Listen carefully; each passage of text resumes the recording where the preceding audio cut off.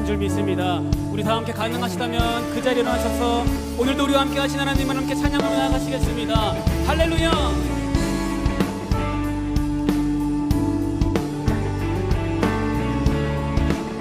주의 집에 거하는 자, 주의 집에 거하는 자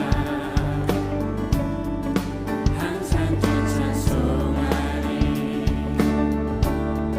시온에 괴로가 있고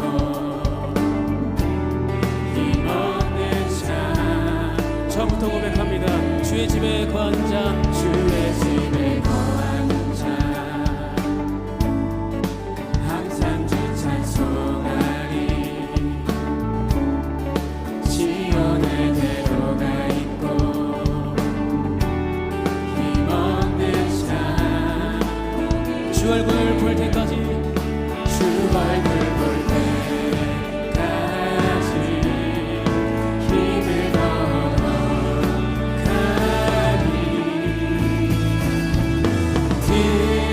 들으소서 만군의 주 하나님 구하오니 이 땅 축복하소서. 할렐루야.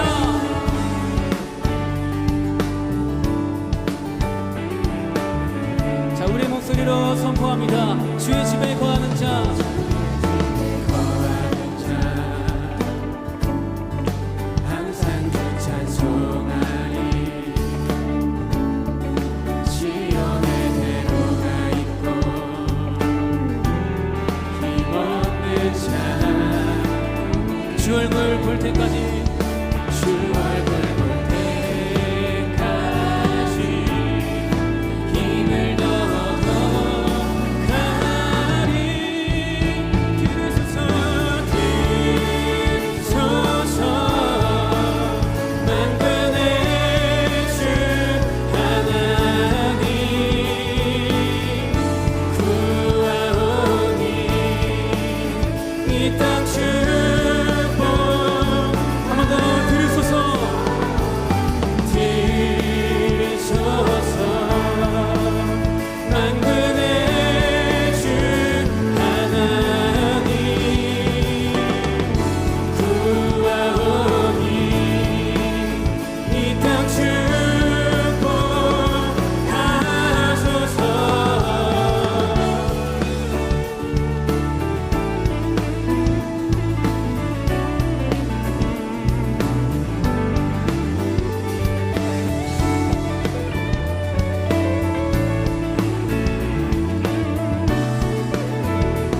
자, 함께 고백합니다. For you are only Lord. For you are holy, for you are holy, for you are holy, Lord. For you are holy, for you are holy, for you are holy, Lord. For you are holy, for you are holy, for you are holy,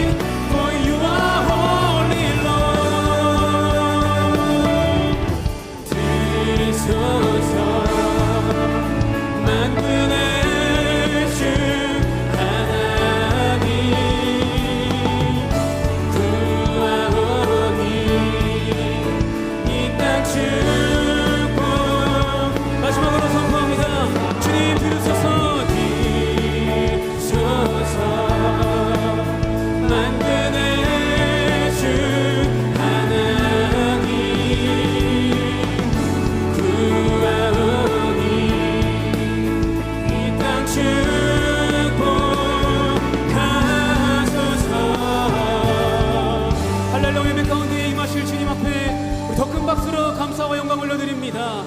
아멘. 주님만을 찬양합니다.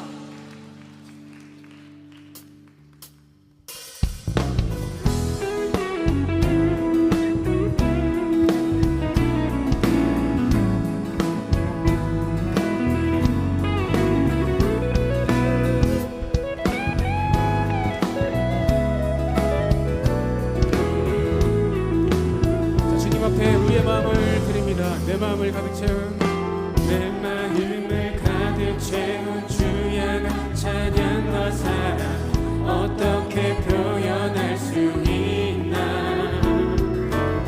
수많은 찬양들로 그만 표현할 길 없어 다시 처음부터 고백합니다. 내 마음을 가득 채운 내 마음을 가득 채운 주야가 찬양과 사랑 어떻게 표현할 수 있나. 수많은 찬양들로 그만 표현할 길 없어 다시 고백합니다. 주 사랑해요 온 맘 다하여 말로 다 할 수 없어. 주 사랑해요 찬양받아 주소서. 2절로 고백합니다. 수많은 멜로디와 찬양들을 드렸지만 다시 고백하기 원하네. 주님은 나의 사랑 삶의 중심 되시오니 주를 찬양하. 다 함께 주 사랑해요. 주 사랑해요 온 맘 다하여 말로 다 할 수 없어. 주 사랑해요 찬양받아 주. 한 번 더 주 사랑해요. 주 사랑해요 온 맘 다하여 말로 다 할 수 없어. 주 사랑해요 찬양받아 주소서. 아멘.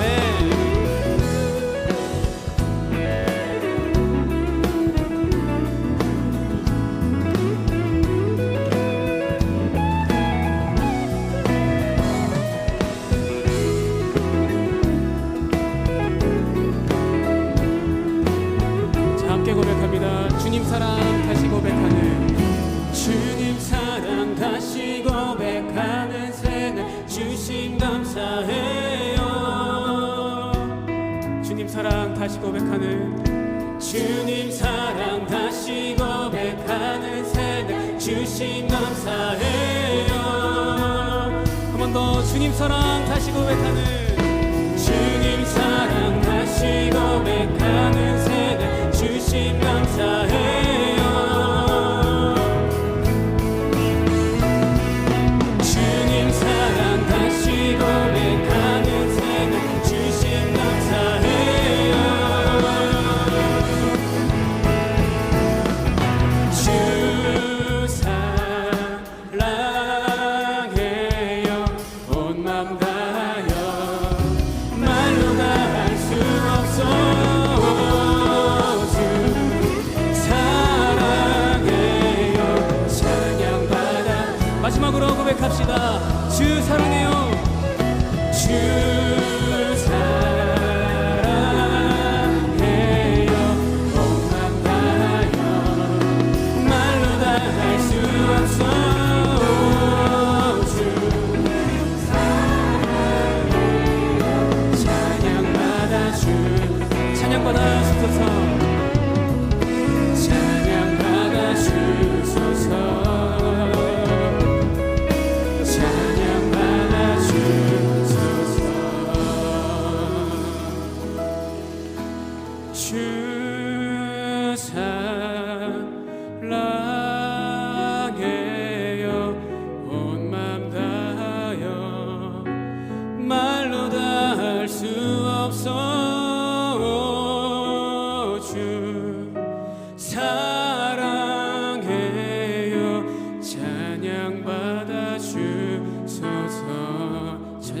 주옵소서. 찬양 받아 주소서.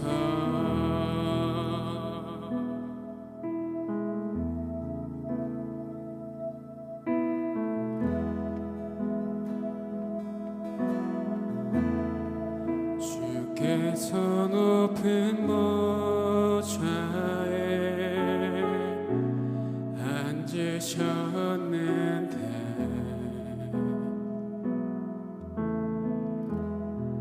그 옷자락은 성전에 가득하도다.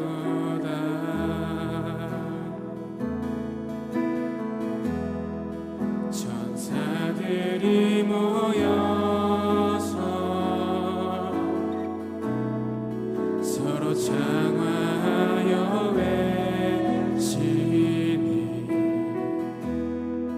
그 소리는 성전에 가득하도다. 주께서 높은 보좌에 높은 보좌에 앉으셨는데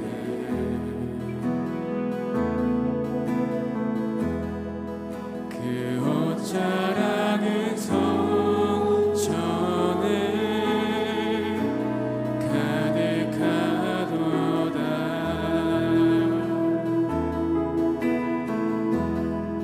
천사들이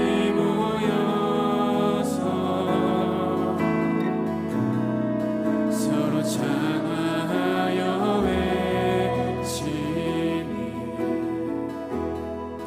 그 소리는 성전에 가득하도다.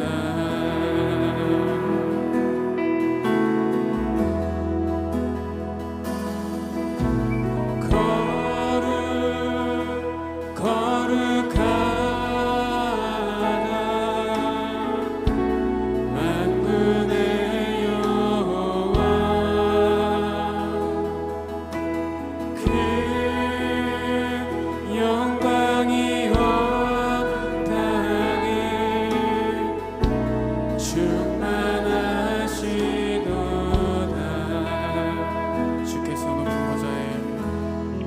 주께서 높은 보좌에 앉으셨는데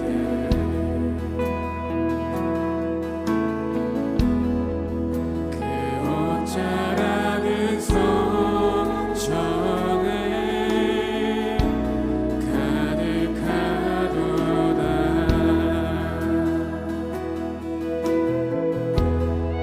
천사들이 모여서 서로 장화하여 외치니 그 소리는 성전에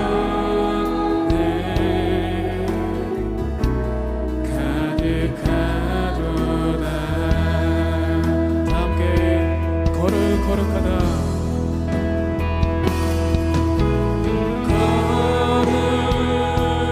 거룩하다. 만군의 여호와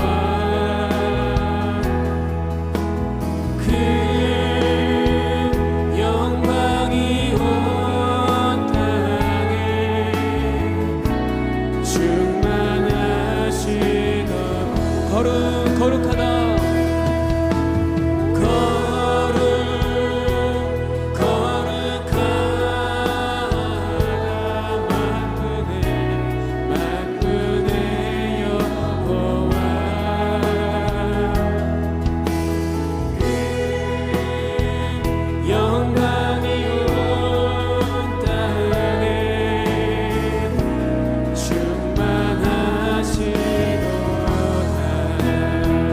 함께 더 높은 목소리로 거룩하다. 거룩하다.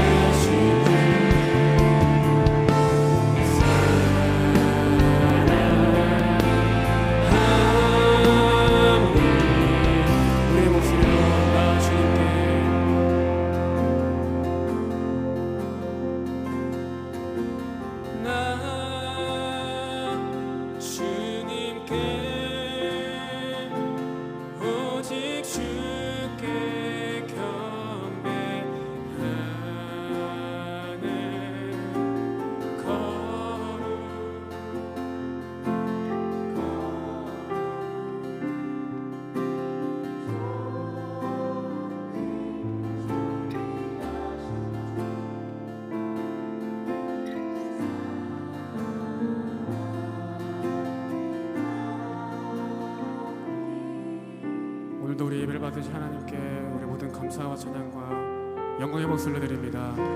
주님만 찬양합니다. 그 주님만을 경배합니다. 아멘.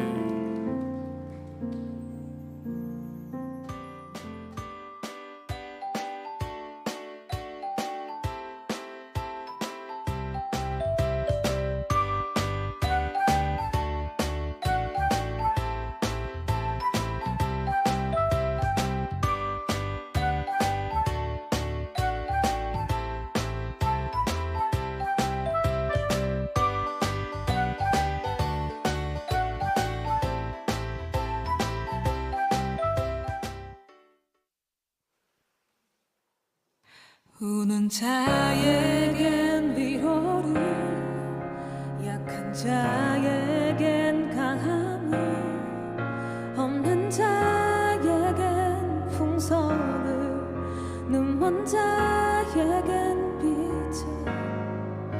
우는 자에겐 위로를, 약한 자에겐 강함을, 없는 자에겐 풍성을, 눈먼 자에겐 빛을. 그분이 예수네, 온 세상 구주시네, 모두 왕의 왕이시네. 그분이 예수네,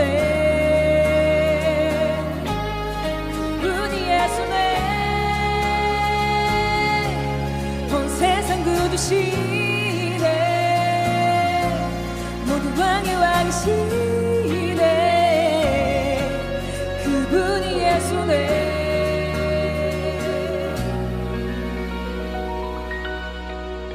우는 자에겐 위로를, 약한 자에겐 강함을, 없는 자에겐 풍성을, 눈먼 자에겐 빛을. 우는 자에겐 위로를, 약한 자에겐 강함을, 없는 자에겐 풍성을, 눈먼 자에겐 빛을. 그분이 예수네, 구주시네, 모두 왕의 왕이시네.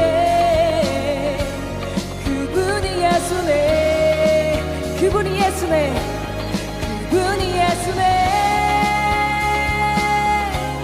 온 세상 구주시네, 모두 왕의 왕이시네. 그분이 예수네. 자에겐 고침을, 죽을 자에겐 생명을, 죄인들에겐 중보를, 절망 자에겐 구원을, 병든 자에겐 고침을, 죽을 자에겐 생명을, 죄인들에겐 중보를, 절망 자에겐 구원을. 그분이 예수네, 그분이 예수네, 그분이 예수네, 그분이 예수네, 그분이 예수네, 그분이 예수네. 구주시네, 모두 왕의 왕이시네. 그분이 예수네, 오직 한 분만. 그분이 예수네, 온 세상 구주시네, 모두 왕의 왕이시네. 그분이 예수네, 그분이 예수네.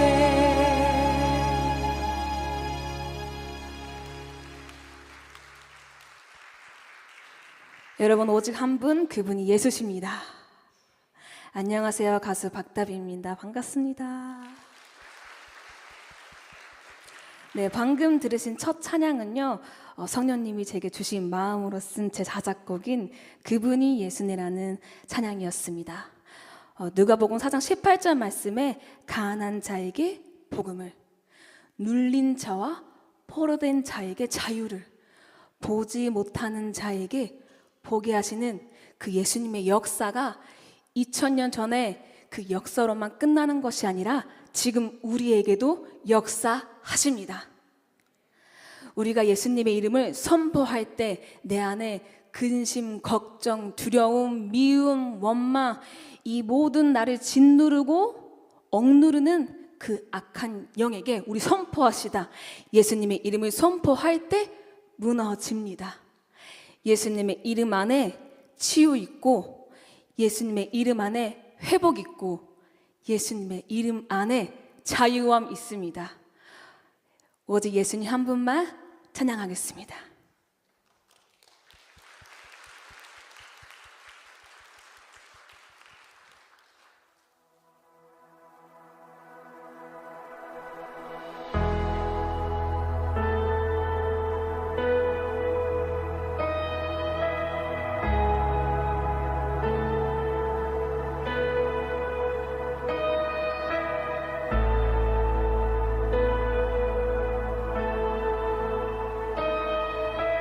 I just want to speak the name of Jesus over every heart and every mind, 'cause I know there is peace within your presence. I speak Jesus.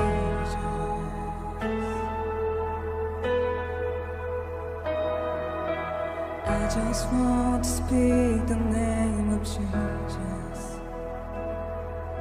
Till every dark addiction start to breathe. Declaring there is hope and there is freedom. I speak Jesus. Your name is power. Your name is healing.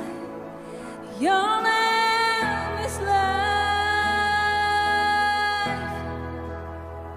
Break every stronghold. Shine through the shadows. Burn like a fire.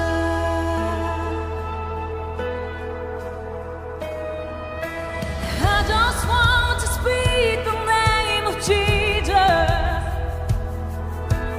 over fear and no anxiety, to every soul encountered by depression. I speak Jesus. Your name is power. Your name is healing. Your name is life. Break every stronghold.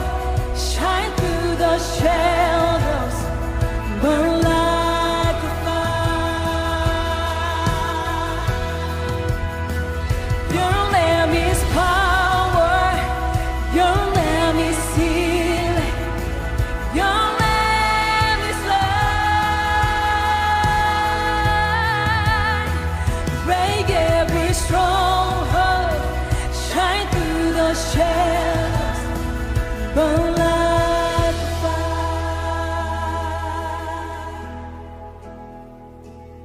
Shout Jesus from the mountain, Jesus in the street, Jesus in the darkness, forever and me. Jesus for my family, I speak the holy name, Jesus.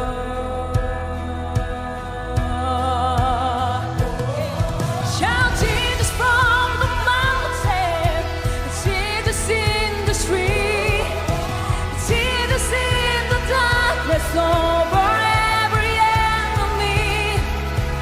Jesus for my family,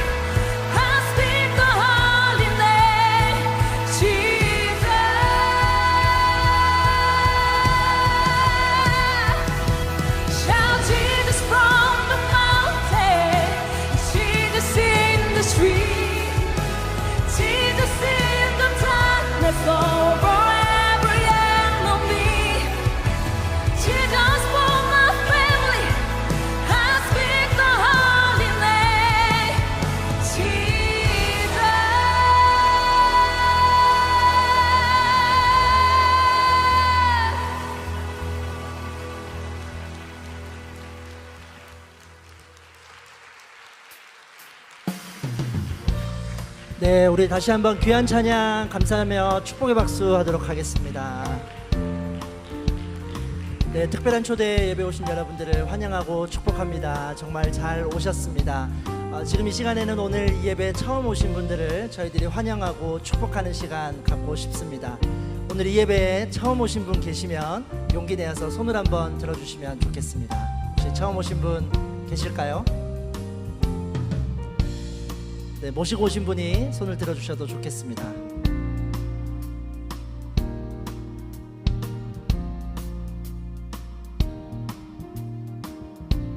처음 오신 분 계시면 용기 내서 손을 들어주시면 좋겠습니다. 네, 1층 뒤쪽에 계시네요. 박수로 한번 축복하도록 하겠습니다. 네, 잘 오셨습니다. 네, 또 처음 오신 분 계시면 손을 들어주시기 바랍니다. 네, 앞쪽에도 계시네요. 환영합니다. 축복합니다. 네, 1층 뒤쪽에도 또 처음 오신 분 계시네요. 환영합니다. 축복합니다. 네, 처음 오신 분들께서는 자리에서 한번 일어서 주시면 저희들이 찬양으로 축복하고 선물 전달하도록 하겠습니다. 너는 하나님의 사랑, 아름다운 하나님의 사랑. 나는 널 위해 기도하며 내 길을 축복할 거야.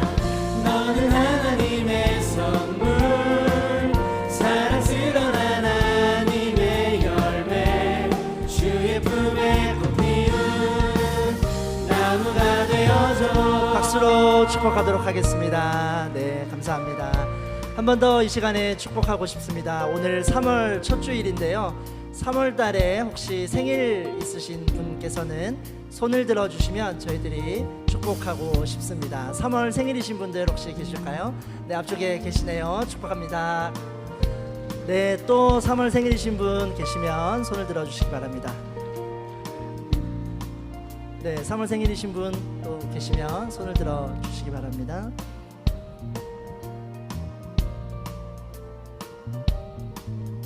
네, 저쪽에도 계시네요. 박수로 축복하겠습니다. 축하드립니다. 네, 3월 생일이신 분들 자리에서 한번 일어서 주시면 저희들이 찬양으로 축복하고 선물 전달하고 싶습니다.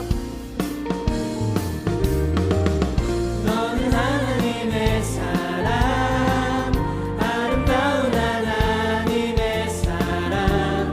나는 널 위해 기도하며 내 길을 축복할 거야. 너는 하나님의 선물, 사랑스러운 하나님의 열매, 주의 품에 꽃 피운 나무가 되어줘. 나무가 되어줘. 나무가 되어줘. 나무가 되어줘. 네, 박수로 축복하겠습니다.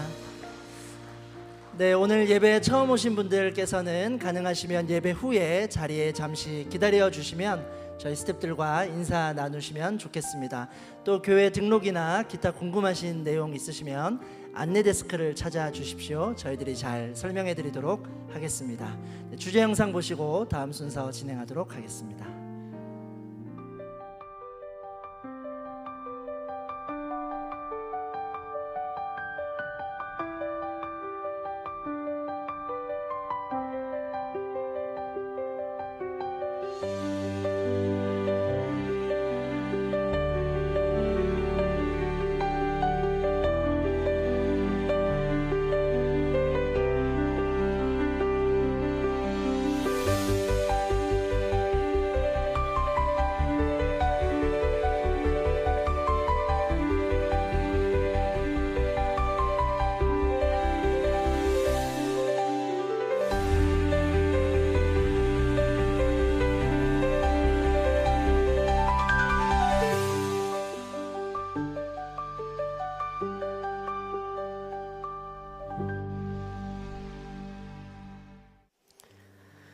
네, 오늘 또 예배 자리에 오신 모든 분들을 축복하고 또 환영합니다. 우리 박수로 서로를 격려하고 또 축복하고 환영하도록 하겠습니다. 잘 오셨습니다. 네, 잘 오셨습니다. 이 시간에 함께 선포하고 함께 말씀을 듣도록 하겠는데요. 우리 함께 이렇게 가슴에 손을 얹고 함께 선포했으면 좋겠습니다. 하나님이 우리와 함께 하십니다. 하나님은 나를 사랑하십니다. 나는 하나님의 사랑받는 자녀입니다.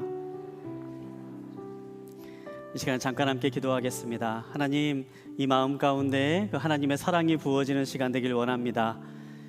무엇도 끊을 수 없는 그 하나님의 사랑이 가득 담겨지는 시간 되게 하여 주시고, 그 하나님의 사랑으로 세상 가운데 나아가 예수 그리스도의 사람으로 또 승리하는 삶을 살아갈 수 있는 우리 모두가 될 수 있도록 함께하여 주시옵소서.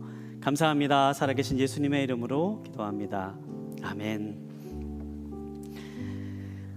네, 일본을 대표하는 도자기 중에요, 사스마 도기라는 도자기가 있습니다. 한번 사진을 한번 보여주시면 좋겠는데요. 사스마 도자기라고 하는 도자기가 있는데요. 이 도자기는 과거 1598년 정유재란 때 우리나라에서 일본으로 납치되었던 심당길 씨의 후손들이 가고시마라고 하는 곳에서 대를 이어서 함께 이렇게 도자기를 구우면서 만든 이 도자기라고 합니다. 이 가문에서 가업을 잇는 이 도예가를 특히 심수관이라고 그렇게 이제 부르는데요. 14대 심수관인 이 심수관께서 어렸을 때 자신의 이제 추억들을 이야기하면서 아버지에게 들은 한 일화를 소개한 적이 있었습니다. 이 심수관 씨가 어렸을 때 초등학교 입학식을 마치고 집으로 돌아왔는데요. 그때 이 어린 심수관을 아버지가 작업을 하고 있던 곳으로 불렀습니다. 그리고 물레 위에 작은 흙덩이를 올려놓더니 그 중심에 바늘을 꽂고 난 이후에 이 심수관에게 물었다고 합니다. 무엇이 보이느냐? 물레를 보면서요, 이렇게 대답을 했다고 합니다. 물레는 도는데 바늘은 움직이지 않습니다. 이제 그렇게 보이는 대로 이야기했다라고 해요. 그러자 이 대답을 들은 아버지가 어린 심수관에게 이렇게 이야기했다고 합니다. 움직이는 물레 속에서 움직이지 않는 중심을 찾는 것, 이것이 앞으로 내가 평생 동안 해야 될 일이다. 이렇게 대답을 했다라 그래요. 이 이야기를 들으면서 이 심수관이 어렸을 때부터 이 돌아가는 물레에서 흔들리지 않은 중심을 찾는 것이 도자기를 만드는 데 있어서 가장 중요한 일이구나, 이 사실을 이제 기억하면서 굉장히 평생 동안 그 가업을 잇는데 굉장히 헌신하고 노력을 했다라고 합니다. 근데 시간이 흐르면서 이 아버지가 왜 그 얘기를 하셨을까 곰곰이 생각을 하게 되었는데, 나이가 좀 들다 보니까 아버지가 단순히 어떻게 하면 도자기를 잘 구울 수 있는지, 뭘 집중해야 될 것인지를 말해주는 그런 기술적인 면만을 이야기하는 것이 아니라, 어찌 보면 나의 삶 가운데 가장 중요한 인생 철학을 이야기한 것이 아닌가, 그런 생각을 하게 되었다라고 합니다. 일본에서 조선인의 후예로서 도자기를 굽는다라는 것이 참 쉽지 않은 일이었다고 합니다. 일본에서 많은 도자기들이 있는데, 그러한 도자기의 유행에 휩쓸려 갈 수도 있고, 또 자신의 정체성을 잃어버리면 내가 무엇을 하는 사람인지를 잊어버릴 수 있기 때문에, 아버지는 어찌 보면 돌아가는 흔들리는 그러한 물레 앞에서 절대로 흔들리지 않는 중심을 잘 지키고 살아가는 것이 삶에 있어서 가장 중요하다라고 하는 그러한 인생 철학을 말해주는 것이 아닌가, 그런 생각을 하게 되었다, 이렇게 얘기한 이야기를 들은 적이 있습니다. 저는 이 이야기를 보면서 어찌 보면 우리들이 세상을 살아가고 있는 이 시대에도 우리들에게 꼭 필요한 말이 아닌가 생각을 해봅니다. 우리가 살아가고 있는 이 시대는요, 참 많은 것들이 변해가고 참 많은 것들이 흔들리는 어지러운 시대를 살아가고 있습니다. 우리가 지혜에 대해서 함께 말씀을 나누고 있는데요, 이 지혜에 대한 이야기가 얼마나 많이 있는지, 지혜를 구별하기 위한 지혜가 또다시 필요할 정도로 그렇게 지혜의 홍수 속에서 그렇게 살아가고 있습니다. 우리가 이렇게 흔들리고 또한 어지러운 혼란스러운 이 시대 가운데에 우리가 기억해야 될 가장 중요한 지혜의 말씀이 있다면 어떤 것이 있을까? 오늘 말씀을 준비하면서 바로 그러한 메시지에 마음을 두고 함께 말씀을 나누려고 합니다. 오늘 우리가 함께 볼 하나님의 말씀 보고 난 이후에 계속해서 말씀을 이어가도록 하겠는데요, 우리가 함께 볼 하나님의 말씀은 잠언 3장 5절부터 6절까지에 있는 말씀입니다. 잠언 3장 5절부터 6절까지 있는 말씀을 저와 여러분이 한 목소리로 함께 보도록 하겠습니다. 내 마음을 다해 여호와를 믿고 내 지식을 의지하지 마라. 내가 하는 모든 일에서 그분을 인정하여라. 그러면 그분이 내 갈 길을 알려줄 것이다. 아멘. 오늘 우리가 함께 볼 말씀의 제목은요, 흔들리지 않는 믿음의 길이라는 제목으로 함께 말씀을 나누려고 합니다. 이 말씀을 함께 나누기 위해서 저는 두 부분에 있는 성경 말씀을 함께 보면서 이 말씀을 나누려고 하는데요. 우리가 앞서 살펴봤던 잠언 3장 5절부터 6절까지에 있는 말씀과 또 창세기에 나와 있는 믿음의 조상이라고 불리우는 아브라함의 이야기를 함께 전하려고 합니다. 특별히 잠언 3장 5절부터 6절까지 있는 말씀을 고른 이유는요, 잠언에 나와 있는 수많은 말씀들, 지혜에 관련된 말씀들이 나와 있는데 그 많은 말씀 가운데에서 어찌 보면은 가장 중요한 말씀을 고르라라고 한다면 아마 많은 사람들이 바로 오늘 함께 읽은 이 잠언 3장 5절부터 6절까지에 있는 말씀을 고를 것 같습니다. 그만큼 잠언에서 전하고 있는 지혜의 가장 핵심적인 메시지가 바로 이 잠언 3장에 담겨져 있기 때문이지요. 우리 한 번 더 함께 보도록 하겠는데요. 함께 우리 말씀의 의미를 기억하면서요, 우리 한 번 더 한 목소리로 함께 보도록 하겠습니다. 한 목소리로 함께 보겠습니다. 시작. 내 마음을 다해 여호와를 믿고 내 지식을 의지하지 마라. 내가 하는 모든 일에서 인정하여라. 그러면 그분이 내 갈 길을 알려줄 것이다. 아멘. 첫 번째로 함께 나누고 싶은 것은요, 이 5절에 있는 말씀 가운데 내 지식을 의지하지 마라 라고 하는 이 부분을 함께 나누고 싶습니다. 첫 번째 기억할 것, 내가 가진 지식을 의지하지 말아야 된다. 이 사실을 함께 기억하고 싶습니다. 우리가 이번 한 달 동안 지혜로운 길이란 어떤 길인가, 하나님께서 예비하신 더 나은 길이란 어떤 것인가를 함께 말씀을 나누었습니다. 수많은 선택의 순간 가운데 어떠한 길을 선택하느냐, 어떠한 걸 선택하느냐에 따라서 우리가 그 길의 끝이 다른 곳을 향해 달려가게 되는데요. 하나님은 분명히 우리에게 약속해 주어진 길을 말씀해 주시고 더 나은 길이 어떠한 것인지를 우리에게 말씀해 주셨습니다. 그리고 우리가 그러한 더 나은 길을 선택하면서 나아갈 때에 하나님이 주시는 많은 좋은 것들을 누리는 진정한 축복의 삶을 살 수 있다라고 계속해서 말씀을 나누고 있습니다. 하지만 우리가 막상 그런 선택의 순간에 마주할 때 보면요, 사실 우리가 하나님의 말씀을, 하나님께서 말씀하시는 것을 따라가면서 살아야지라고 그렇게 생각하더라도요, 막상 그런 선택의 순간이 딱 닥치면요, 참 어려운 순간들이 많이 있습니다. 하나님의 뜻, 하나님의 말씀이라고 생각하는 것과 내가 생각하고 있는 이 지식, 지혜가 같은 방향을 가리키고 있으면 참 좋을 건데요, 때로는 이 두 개가요, 서로 이제 다른 방향을 가리키고 있을 때가 종종 있기 때문입니다. 분명히 하나님은 이렇게 하는 것을 좋아하실 것 같고 이것을 하나님께서 말씀하신 지혜라고 말씀하는 것 같은데, 그런데 내가 생각하기에는 도저히 이것보다는 그냥 이런 방법을 사용하고 이런 길을 가면은 더 좋을 것 같은 그러한 순간이 우리들의 삶의 순간에 닥쳐올 때가 있기 때문이죠. 성경에서는 이렇게 하나님께서 말씀하시는 것과 우리가 가지고 있는 지식이 서로 충돌하고 선택의 어려움을 겪게 되는 그러한 순간을 종종 우리에게 보여줍니다. 특별히 아브라함의 이야기 가운데 그런 모습이 나오고 있는데요. 이 아브라함의 일대기를 좀 더 자세히 알기를 원하시는 분들은 댁으로 돌아가셔서 창세기 12장부터 25장까지에 있는 말씀을 읽어보시면 아브라함의 얘기가 잘 나와 있는데요. 그 가운데에 아브라함이 자녀의 문제를 가지고 겪었던 한 장면을 함께 나누고 싶습니다. 아브라함은 분명 하나님께 선택한 위대한 믿음의 사람이었습니다. 우리가 아브라함을 믿음의 조상이라고 부를 만큼 그렇게 믿음이라고 하면 아브라함을 떠올리는 그러한 위대한 삶을 샀던 사람이었는데요. 그런데 아브라함의 일생을 한번 쭉 살펴보면요, 그의 삶이 전부 다 매 순간 그렇게 위대한 삶을 살았던 사람은 아니었습니다. 특별히 하나님께서 아브라함을 부르셨던 그 순간을 아브라함을 살펴보면요, 아브라함에겐 참 큰 어려움을 있었던 사람이었죠.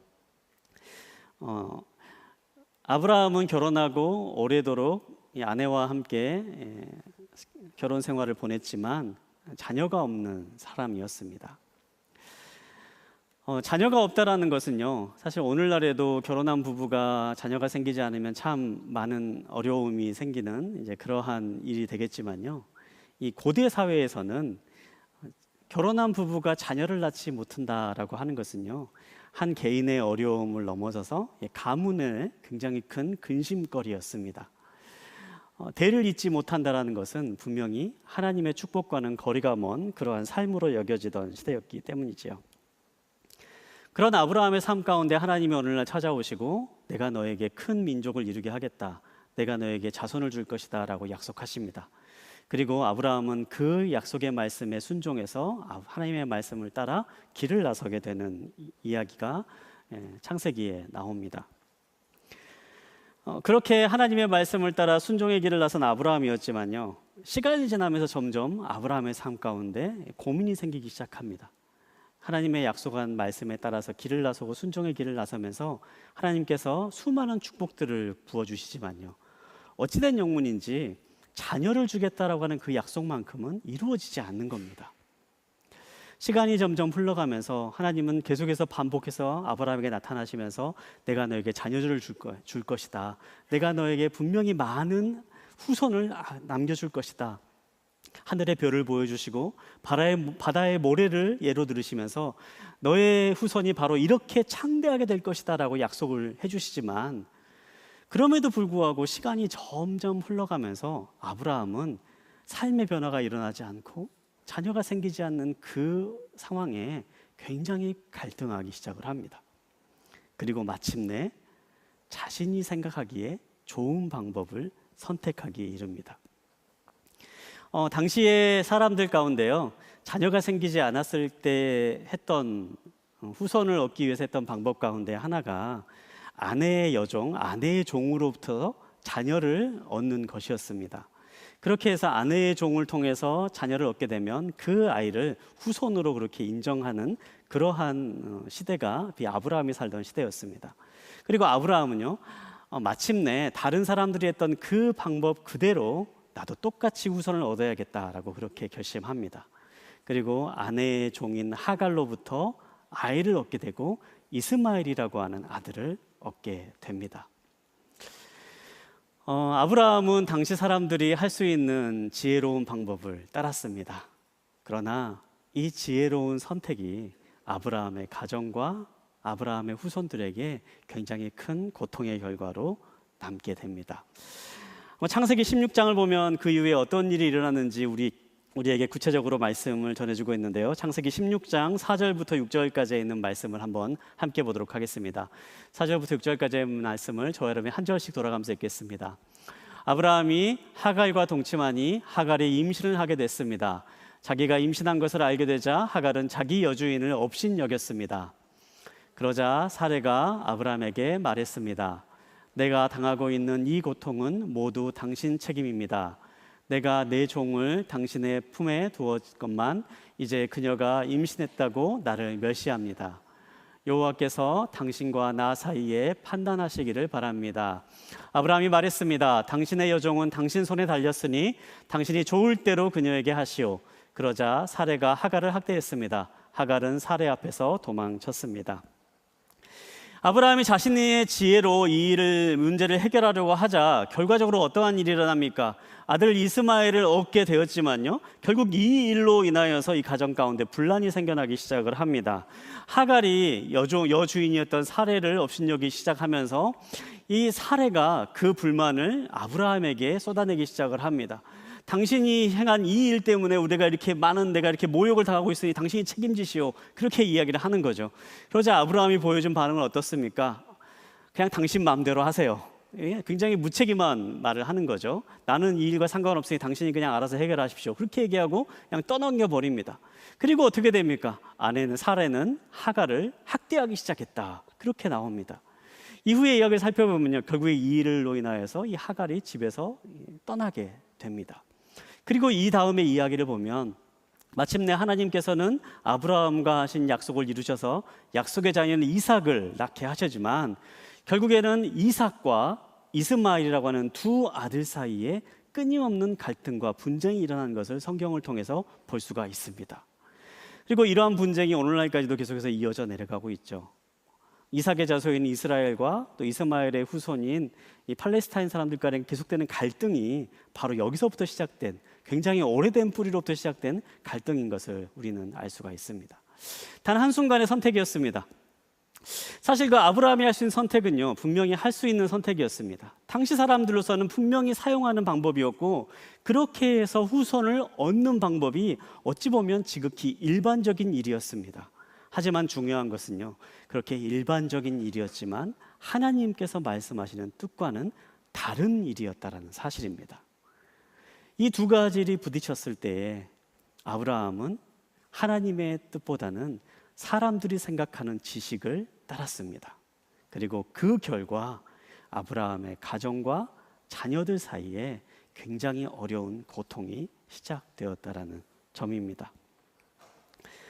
사랑하는 여러분, 우리가 기억할 수 있게 되길 바랍니다.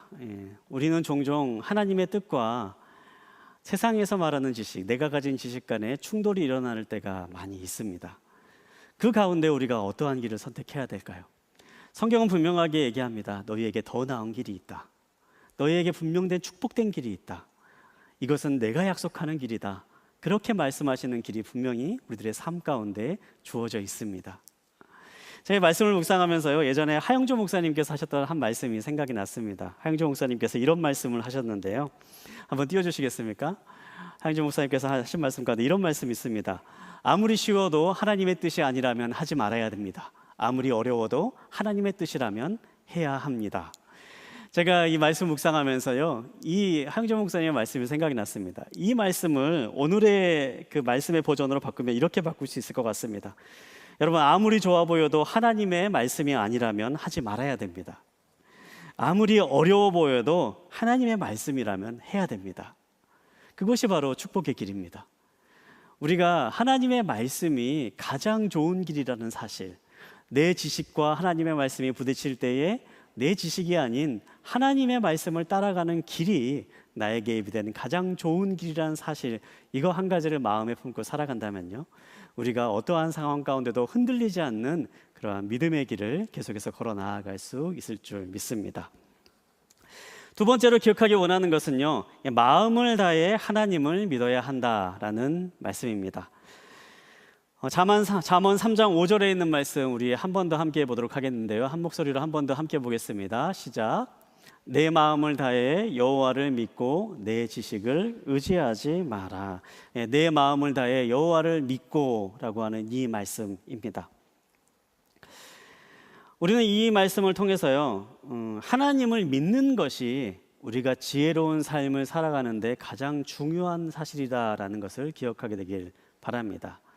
특별히 하나님을 믿는다라고 할 때에 오늘 본문에 있는 말씀처럼 우리가 마음을 다해서 하나님을 믿는 것이 지혜로운 길임을 기억하길 원합니다. 여기서 이제 여호와를 믿고라고 하는 이 말을 쓰여 있는 원어적인 의미를 살펴보면요, 여기서 믿는다라고 할 때 이 말은요, 신뢰하다, 확신하다라는 의미입니다. 우리가 흔히 이제 무엇을 믿는다라고 할 때 사용하는 이제 그러한 의미와도 맥이 닿아 있는 그러한 의미의 단어가 사용되었는데요. 그런데 여기에 구약에서 사용되는 이 믿는다라고 하는 단어에는요, 한 가지 좀 특별한 의미가 더 포함되어 있습니다. 그것은 안전하다라고 하는 의미가 포함되어 있는데요. 왜 믿는다는 것을 안전하다라고 표현할 수 있을까? 제가 이제 말씀을 묵상하다가 제가 예전에 중고등부 다닐 때 저희 교회에서 갔던 수련회가 생각이 났습니다. 혹시 중고등학교 시절에 수련회를 가보신 분들은 이제 기억하실지 모르겠습니다만, 수련회 가면요, 하는 프로그램 가운데 하나가 이제 코너 학습이라는 것을 합니다. 이제 어떤 코너들을 딱 정해놓고 그 코너를 조별로 이렇게 다니면서 그 코너에 주는 미션들을 수행하면서 이렇게 계속 지나가는 이제 그러한 학습인데요, 프로그램인데요. 그 코너 학습 프로그램 가운데 한 프로그램이 이런 프로그램이 있었어요. 좀 이렇게 높은 계단 같은 곳, 이런 책상 높은 곳에 올라가서 그곳에서 이제 뒤로 서가지고요, 눈을 감고 뒤로 떨어지는 겁니다. 그러면은 이제 다른 조원들이 밑에서 그걸 딱 받아주는 거지요. 그러니까 이런 높은 단이 있으면 단 모서리에 이제 서가지고요, 뒤로 이렇게 떨어지는 거죠. 그러면은 다른 종원들이 밑에서 그걸 받아주는 겁니다. 여러분 한번 해보시겠습니까? 제가 예전에 기억이 나는데요, 굉장히 무섭습니다. 쉽지 않습니다. 눈을 감고 이렇게 뒤로 사람들이 받아줄 것이라는 그런 정말 믿음이 없으면요, 쉽게 이렇게 할 수 없는 그런 일이죠. 구약에서 이렇게 안전하다라고 하는 의미가 이 믿음이라는 것에 담겨져 있는 것은요, 우리가 누군가에게 믿는다라고 하는 대상에게 우리가 기댈 수 있다라는 것을 의미합니다. 그리고 우리가 우리의 모든 것을 그 대상에게 내어 맡겼을 때에도 우리가 안전할 수 있다라는 것을 이 믿는다라고 하는 의미 가운데 포함해서 구약 성경에서는 말하고 있다라는 사실입니다. 이 믿음의 대상이 누구입니까? 바로 하나님인 거죠. 우리의 모든 것을 그분에게 내어 맡겨도 우리는 온전할 수 있다, 안전할 수 있다라는 그 믿음을 가진 것, 그것을 바로 믿는다라고 그렇게 표현하곤 했습니다. 오늘 성경에 있는 말씀을 보면요, 특별히 우리가 하나님을 온전하게 믿어야 된다, 마음을 다해서 믿어야 된다라고 이야기합니다. 근데 왜 이렇게 마음을 다해서 믿는 것을 지혜로운 길이다라고 말을 했을까요? 이 말은요, 뒤집어서 얘기한다면요, 우리가 하나님을 믿는다라고 하면서도 하나님을 완전하게 믿지 않고 이 세상에 있는 다른 것들 또한 의지하고 신뢰하며 살아갈 수 있는 존재이기 때문에 이렇게 말씀하고 있는 것입니다. 성경에서는 우리가 하나님이 아닌 다른 어떤 존재를 의지하고 신뢰하며 다른 어떤 것으로부터 행복을 얻을 수 있다라고 생각하며 살아가는 것은요, 어리석은 길로 가는 길이다라고 분명하게 말씀합니다. 그렇기 때문에 우리가 마음을 다해서 하나님을 믿는 것이 지혜로운 것이다라고 말씀하고 있는 거죠. 자, 이 말씀의 의미를 좀 더 묵상하기 위해서 이 아브라함의 이야기를 조금 더 살펴보기를 원하는데요. 이 아브라함의 자녀에 대한 이야기가 앞에서 살펴봤지만요, 그 다음에 계속된 이야기 가운데 계속해서 아브라함의 자녀에 대한 이야기가 나옵니다. 창세기 22장에 있는 말씀을 보면요, 이 아브라함과 그의 아들인 이삭에 관련된 굉장히 유명한 중요한 장면이 나오고 있는데요. 오래도록 기다렸던 약속의 자녀인 이삭이 태어나고 아브라함과 함께 생활하기 시작했을 때에 어느 날 하나님께서 아브라함에게 나타나셔서 한 가지 충격적인 명령을 내리십니다. 바로 아들 이삭을 제물로 바치라라고 하는 말씀을 하시는 거죠. 창세기 22장 1절과 2절에 있는 말씀 제가 한번 읽어드리도록 하겠습니다. 창세기 22장 1절과 2절에 있는 말씀을 제가 읽어드리겠습니다. 이런 일이 있은 후 하나님께서 아브라함을 시험하셨습니다. 하나님께서 아브라함에게 말씀하셨습니다. 아브라함아, 그가 대답했습니다. 예, 제가 여기 있습니다. 여호와께서 말씀하셨습니다. 내 아들, 내 사랑하는 내 외아들 이삭을 데리고 모리아 땅으로 가서 내가 내게 지시하는 산에서 그를 번제물로 바쳐라. 네, 사실 아들을 제물로 바치라라고 하는 이 명령은요, 아브라함에게 있어서는 굉장히 충격적인 명령이었을 것입니다. 그리고 사실 성경에 있는 이 말씀을 읽고 있는요, 우리들이 보기에도 굉장히 당황스러운 그러한 명령입니다.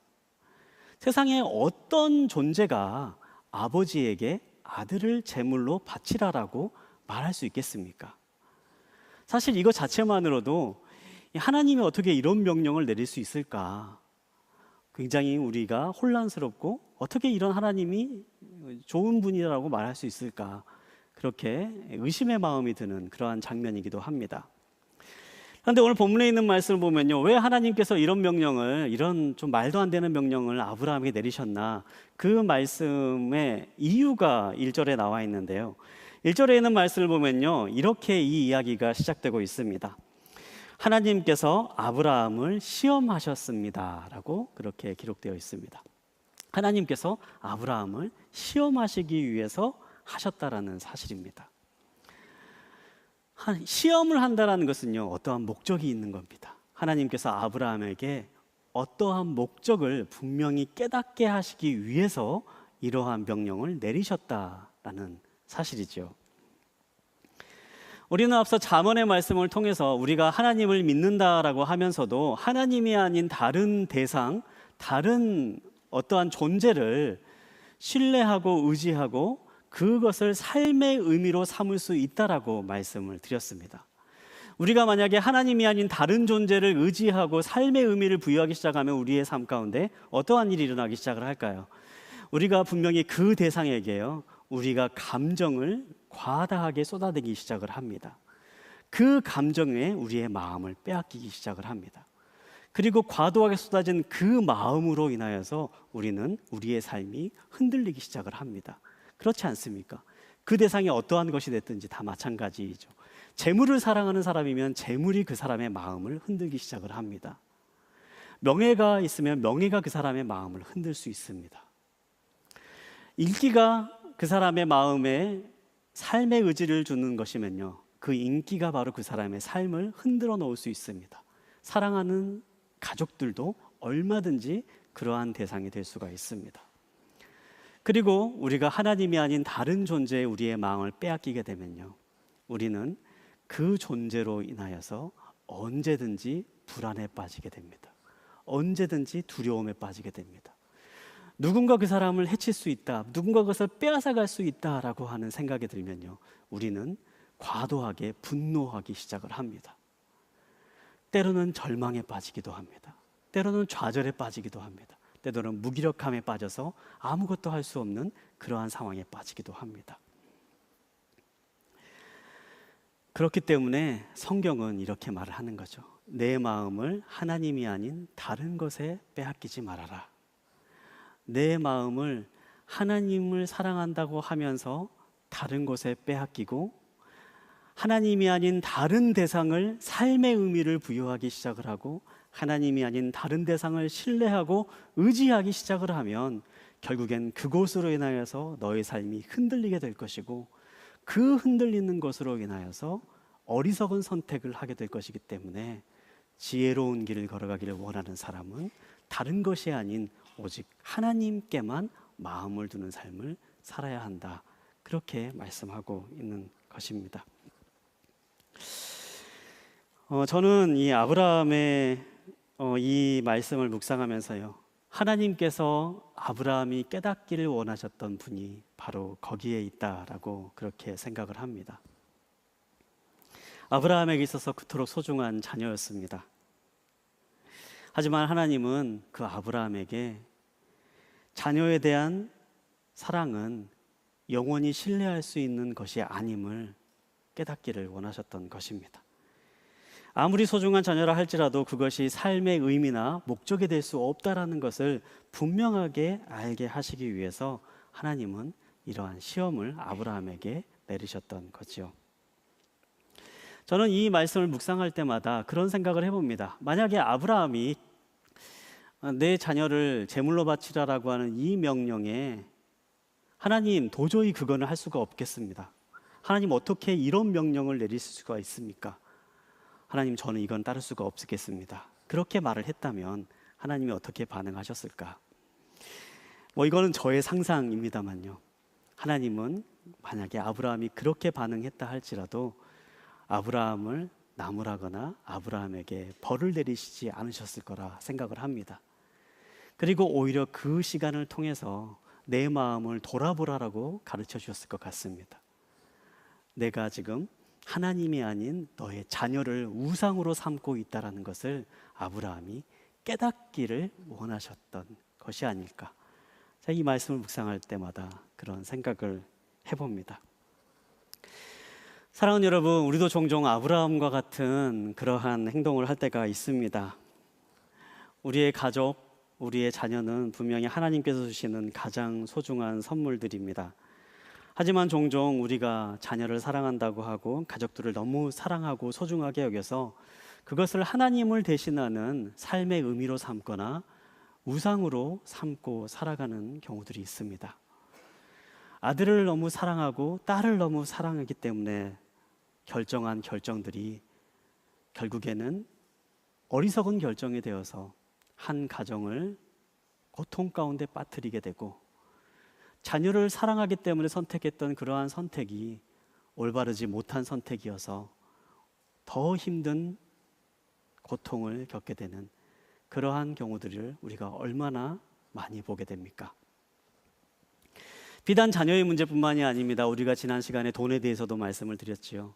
우리가 돈을 좋아한다라고 하면서도 돈 그 자체를 좋아하는 사람은 아무도 없습니다. 돈으로 인해서 얻게 되는 것들을 좋아하는 것이지요.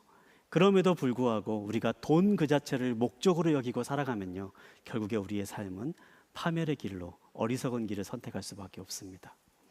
하나님은 이 점을 우리에게 분명하게 말씀해 주길 원하십니다. 하나님만 우리가 믿고 하나님만 신뢰하며 하나님만이 우리의 삶의 의미가 되실 수 있는 유일한 분임을 우리가 기억하며 살아갈 때에 우리에게 주어져 있는 수많은 유혹의 순간에 흔들리지 않고 계속해서 지혜의 길을 걸어 나아갈 수 있는 그러한 발걸음을 내딛을 수 있을 줄 믿습니다. 마지막으로 잠언 3장 6절에 있는 말씀을 함께 보도록 하겠습니다. 잠언 3장 6절에 있는 말씀 우리 한 목소리로 함께 보겠습니다. 시작. 내가 하는 모든 일에서 그분을 인정하여라. 그러면 그분이 내 갈 길을 알려줄 것이다. 네, 세 번째로 함께 나누기를 원하는 것은요, 내가 하는 모든 일에서 그분을 인정하여라. 내가 하는 모든 일에서 하나님을 인정한다라는 것입니다. 우리가 하나님을 믿고 살아간다 할지라도요, 때로는 우리의 삶 가운데 우리가 계획하고 우리가 바랬던 일들이 일어나지 않는 순간들이 있습니다. 앞서서 5절에 있는 말씀에 나와 있는 것처럼 우리가 하나님만을 믿고요, 또 우리의 지식이 아닌 하나님의 말씀을 선택하는 길을 계속해서 살아간다 할지라도요, 때로는 우리가 기대하고 원했던 결과들이 내 삶 가운데 나타나지 않는 순간들이 분명 있습니다. 그렇기 때문에 6절에 있는 말씀 우리에게 이렇게 이야기합니다. 내가 하는 모든 일에서 그분을 인정해야 된다. 때로는 내가 원하지 않은 삶의 자리에 앉게 될지라도, 때로는 내가 원하지 않는 결과를 마주하게 될지라도, 그렇다 할지라도 그 자리가 하나님이 함께 하시는 자리, 하나님이 인도하시는 자리라는 사실을 기억하고 하나님을 인정하는 삶을 살아야 된다. 그리하면 하나님이 너의 갈 길을 인도하실 것이다. 이렇게 말씀하시는 겁니다. 제가 다시 한번 아브라함의 이야기로 한번 돌아가서 또 말씀을 한번 나눠보도록 하겠습니다. 이 아브라함에게 아들을 바치라라고 하는 명령을 아브라함이 들었던 순간, 정말 뜻밖의 명령, 끔찍한 명령을 들었던 순간 아브라함은 어떻게 반응합니까? 우리의 상식으로는 이해할 수 없습니다만 아브라함은 놀랍게도 그 순간에 하나님께서 하신 말씀을 그대로 순종하는 결단을 내립니다. 하나님께서 말씀하시는 대로 모리아 산을 향해서 제물로 바치라고 말씀하시는 그 산을 향해서 아들과 함께 길을 떠납니다. 그리고 모리아 산 정상에 함께 올라가고 아들 이삭을 제물로 바치려고 손에 칼을 쥐고 내려치려고 합니다. 그리고 바로 그 순간에 하늘로부터 천사가 급하게 내려와 아브라함이 내려치는 그 손을 막습니다. 그리고 하나님께서 아브라함의 믿음을 인정하시는 장면이 성경 말씀에 나옵니다. 도저히 이해할 수 없는 순간입니다. 어떻게 자녀를 바치라고 하는 그러한 순간, 그럼에도 불구하고 아브라함은 하나님께서 하시는 그 말씀을 그대로 따를 수 있었을까요? 성경은 그 이유에 대해서 이렇게 전합니다. 히브리서 11장 17절부터 19절까지 있는 말씀인데요, 우리 이 말씀을 한번 한 목소리로 함께 보도록 하겠습니다. 함께 보겠습니다. 믿음으로 아브라함은 시험을 받을 때 이삭을 바쳤습니다. 그는 약속들을 받은 사람이면서도 자기 외아들을 기꺼이 바치려 했습니다. 하나님께서 전에 말씀하시기를 내 자손이라고 불릴 사람은 이삭으로 말미암을 것이다 라고 하셨습니다. 아브라함은 하나님께서 죽은 사람도 살리실 수 있다고 생각했습니다. 그러므로 비유로 말하자면 그는 이삭을 죽은 사람들로부터 돌려받은 것입니다. 아멘. 히브리서는요, 아브라함이 그런 선택을 할 수 있었던 이유를요, 두 가지 분명하게 이야기합니다. 첫 번째로 아브라함은 하나님의 말씀을 분명하게 기억하고 믿었다라는 사실입니다. 하나님께서 말씀하시기를 내 아들 이삭이어야만이 너의 자손이 될 것이다라는 그 약속의 말씀이 있었기 때문에 하나님께서 이삭을 결코 죽게 하지 않으실 것이라고 하는 그 믿음을 가질 수 있었다라는 것입니다. 그리고 두 번째 사실은 하나님이 어떤 분인지를 분명하게 기억했다라는 겁니다. 아브라함은 하나님이 전능한 하나님이라는 것을 분명하게 믿고 기억하고 있었습니다. 그리고 아브라함은 하나님이 좋으신 분이심을 믿고 있었습니다. 전능하신 하나님이시기 때문에 설령 이삭이 죽더라도 다시 살릴 수 있는 그러한 하나님이시라는 것을 믿고 있었던 거죠. 그리고 하나님은 좋으신 분이시기 때문에 하나님은 결코 자기 자신과 내 아이에게 해로운 일은 하지 않으실 것이라는 흔들리지 않는 믿음을 갖고 있었다라는 사실입니다. 사랑하는 여러분, 우리가 때로는 뜻하지 않는 순간에 우리의 삶이 머물러 있는 그러한 순간들을 맞이합니다. 때로는 예상하지 못하는 그러한 어려움의 순간에 빠지기도 합니다. 하지만 그 순간에 우리가 기억해야 될 것은 무엇입니까? 바로 하나님의 말씀을 믿는 것입니다. 하나님은 우리에게 많은 약속들을 주십니다. 너에게 축복할 것이고 너에게 분명히 좋은 길을 예비할 것이고 내가 이 땅 가운데 풍성한 삶을 누리게 할 것이다 라고 하는 수많은 축복의 약속들을 우리에게 말씀해 주십니다. 그 가운데에 우리가 하나님의 말씀을 기억하며 살아나가는 것입니다. 그리고 하나님을 믿는 것입니다. 하나님은 좋으신 분이시다. 하나님은 분명 나에게 좋은 것을 주기 원하시는 분이시다. 지금 내 눈앞에는 도저히 그러한 일이 일어나지 않을 것 같이 어려운 순간들이 계속해서 이어져 가고 있지만 하나님은 나에게 좋은 것을 주시기 위해서 이 길을 인도하고 계시는 것이다. 이 사실을 분명하게 기억하며 나아갈 수 있게 되길 바랍니다. 어떠한 삶의 자리라 할지라도 하나님을 인정하는 것, 어떠한 삶의 순간이라 할지라도 그 자리에서 하나님을 기억하는 것, 그것이 바로 지혜의 길을 걸어가는, 흔들리지 않는 믿음의 길을 걸어가는 사람들이 붙잡아야 될 삶의 모습입니다. 아마 우리 예배 가운데 나오시는 많은 분들 제가 만나서 이야기하고 또 상담하다 보면요, 뜻하지 않은 어려운 일 때문에 예배 자리로 나오게 되신 그런 분들의 이야기들을 많이 듣곤 합니다. 여러분, 그러한 분들 혹시라도 지금 이 자리에 여러분의 삶 가운데 예기치 않은 일로 인해서 어려움을 겪고 있고 뜻하지 않는 어려움 가운데서 어두운 터널을 걷는 것과 같은 그러한 상황 가운데 있는 분이 계신다 할지라도 이 사실을 기억하시기 바랍니다. 여러분 마음 가운데 믿음이 생겨나지 않는다라면요, 우리에게 가장 확실한 증표가 되는 십자가를 기억하시기 바랍니다. 여러분, 십자가는 무엇입니까? 하나님께서 우리를 얼마나 사랑하시는지를 보여주시는 증거입니다. 하나님께서는 우리를 위해서 자신의 생명을 버리시기까지 우리를 사랑하셨습니다. 하나님께서는 우리를 위해서 가장 존귀한 존재임에도 불구하고 그 모든 영광을 다 버리고 이 땅 가운데 가장 비천한 존재로 오셨습니다. 그리고 우리와 같은 모습을 하시고 이 땅에서 삶을 사시고 그 마지막의 순간에는 우리를 위해서 자신의 생명까지 내어주셨습니다. 그 사랑이 보여지는 것이 바로 십자가입니다. 우리가 그 십자가를 바라보고 십자가를 마음에 품으면 우리가 하나님의 사랑이 언제나 변함없이 우리를 향하고 있다는 사실을 기억하며 살아갈 수 있을 것입니다. 또 우리가 십자가를 바라보면서 부활하신 주님을 함께 기억할 수 있게 되길 바랍니다. 주님이 부활하신 것은 어떠한 것입니까? 주님이 바로 모든 것을 할 수 있는 능력의 분이심을 우리에게 말씀해 줍니다. 그리고 그 능력의 하나님께서 우리에게 좋은 것을 주시겠다라고 분명하게 약속하십니다. 자신을 죽기까지 사랑하신 그 하나님, 그리고 우리에게 좋은 것을 주시겠다라고 약속하시는 그 하나님을 기억하면서 어떠한 삶의 순간에 있다 할지라도 믿음의 걸음을 나아가시기 바랍니다. 그럴 때 하나님이 주시는 축복의 삶이, 하나님이 주시는 놀라운 평안과 기쁨이 우리들의 삶 가운데 가득 흘러 넘치게 될 줄 믿습니다. 오늘 말씀을 정리하면서요, 오늘 우리가 함께 나눈 세 가지 사실을 기억하게 되기를 원합니다.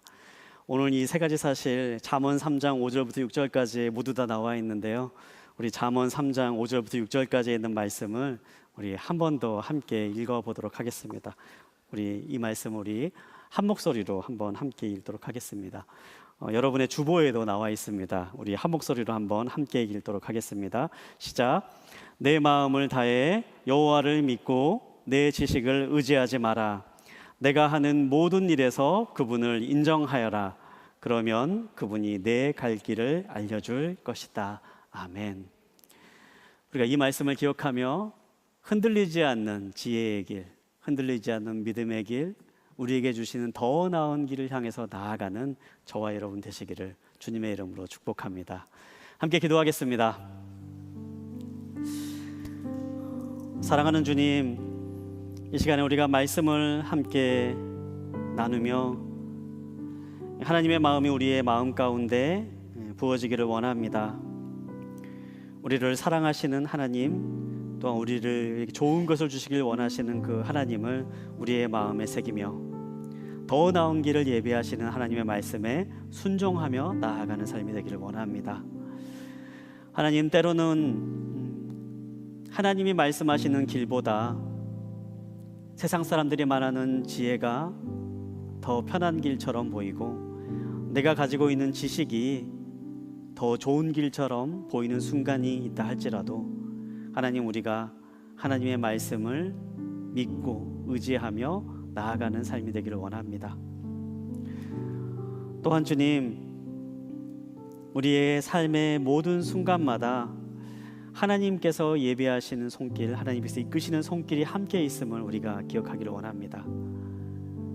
우리가 이 사실들을 기억하며 흔들리지 않는 믿음의 길, 지혜의 길을 걸어 나아갈 때 하나님, 우리의 삶과 함께 하여 주시고 우리가 머무는 그곳에서 하나님을 경험하고 하나님의 놀라운 복을 누리는 삶을 살아갈 수 있게 되게 하여 주시옵소서.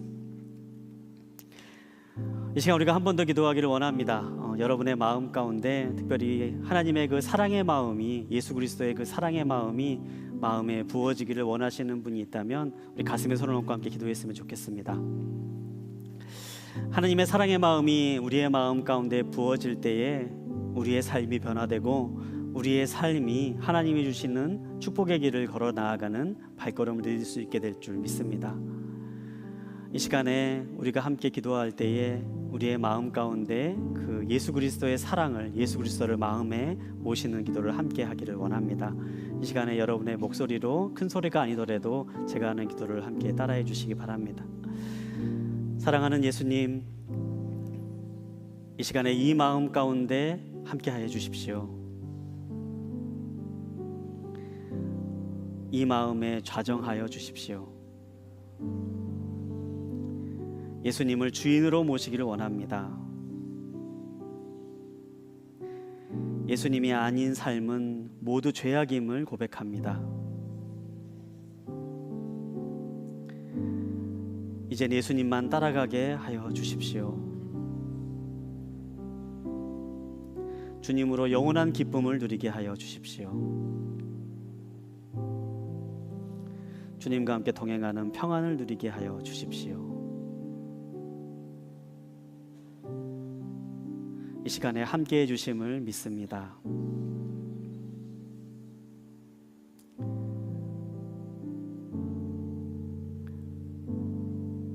살아계신 예수님의 이름으로 기도합니다. 아멘. 시간 제가 축도함으로 예배를 마치도록 하겠습니다. 이젠 우리를 구원하신 예수 그리스도의 크신 은혜와 하나님 아버지의 끝없는 사랑과 성령님의 교통하심이 오늘 이 자리에 나와 주님이 주시는 흔들리지 않은 믿음의 길, 지혜의 길을 우리 마음에 새기며 하나님의 말씀을 따라 믿음의 길을 계속해서 나아가기를 소망하며 다짐하는 이 자리에 모인 모든 믿음의 식구들 머리 위에와 그 가정과 일터와 자녀 위에, 이 나라의 민족과 열방에서 복음을 전하시는 선교사님 위에 이제로부터 영원히 함께 하시기를 간절히 축원하옵나이다. 아멘.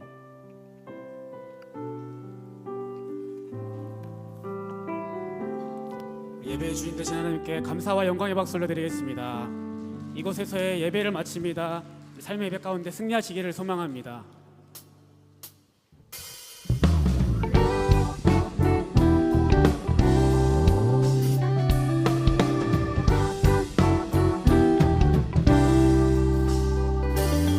주를 찾는 모든 자들이 주로 말미암아 기뻐하고 즐거워하게 하시며 주의 구원을 사랑하는 자들이 항상 말하기를 하나님은 위대하시다 하게 하소서. 주를 찾는 모든 자들이 주로 말미암아 기뻐하고 즐거워하게 하시며 주의 구원을 사랑하는 자들이 항상 말하기를 하나님은 위대하시다 하게 하소서. 주는 나의 도움 나를 건지시느니 여호와여 지체 말고 내게 임하소서. 가난하고 궁핍한 내 마음 가운데 여호와여 속히 임하소서. 주는 나의 도움 나를 건지시느니 여호와여 지체 말고 내게 임하소서. 가난하고 궁핍한 내 마음 가운데 여호와여 속히 임하소서. 여호와여 속히 임하소서.